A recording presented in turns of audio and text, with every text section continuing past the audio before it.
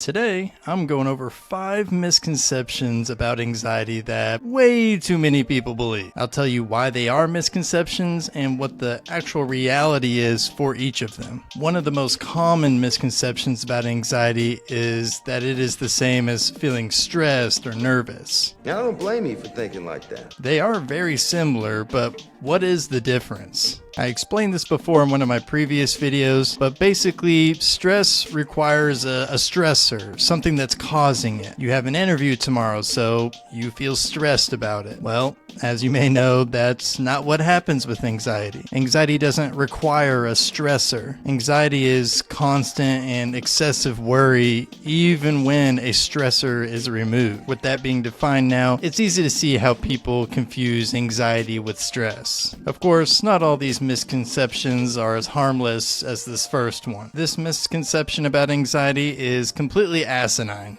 God dang right. People with anxiety can simply snap out of it. This misconception kind of reminds me of that BetterHelp commercial with the cowboy, and he's obviously hurt, and the other guy's like, hey, you need to get some help, and he's like, no, I just gotta keep on going through, I don't need no help. I learned from my pappy and my grandpappy before him. Cattle herd don't need no doctor.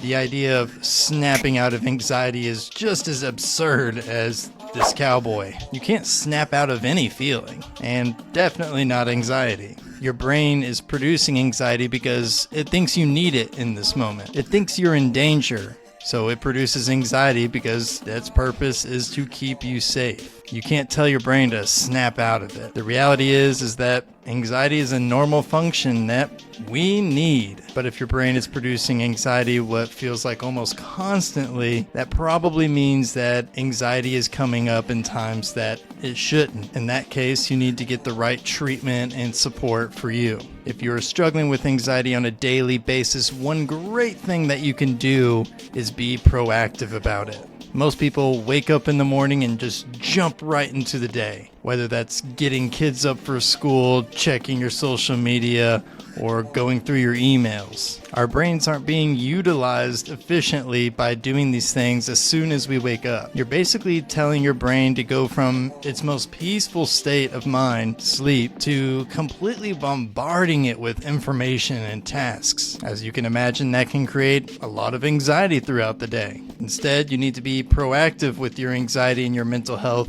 by starting the day with yourself. Not your phone, not work, and not your kids. This is where building a morning routine is extremely beneficial. But building a morning routine can be kind of tricky because there is no one-size-fits-all. But there is a formula to build your own personal morning routine that works specifically for you. You can find this formula in my new book called 10 Minutes to Feel Less Anxious, which comes out March 31st. You can go pre-order your copy today at feellessanxious.com and take back control from your anxiety. Back to the misconceptions. Have you ever heard someone say that anxiety only affects weak-minded people? Did you smack them after that?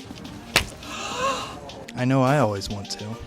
The statement really just stems from ignorance and lack of self-awareness. I say lack of self-awareness because everyone has anxiety. I'm not saying everyone has an anxiety disorder, but everyone does experience anxiety. If you think you don't, then you're either lying to yourself or you are woefully unaware of what anxiety is. The reality is that anxiety impacts everyone, regardless of how strong or intelligent you are. Speaking of strength, did you know that you can treat anxiety by willpower alone? Actually, no you can't. That's a misconception. In fact, willpower alone is not a good option for anything you're trying to do in life, especially anxiety. You can't stay consistent while using willpower alone. It will only last so long. The reality is that you usually have to make some lifestyle changes, and a lot of times getting a therapist can really be helpful in guiding you through that process. And here is one form of therapy that works for everyone with anxiety. There is no one size fits all for anxiety. I gotcha! We are all different. We all experience anxiety.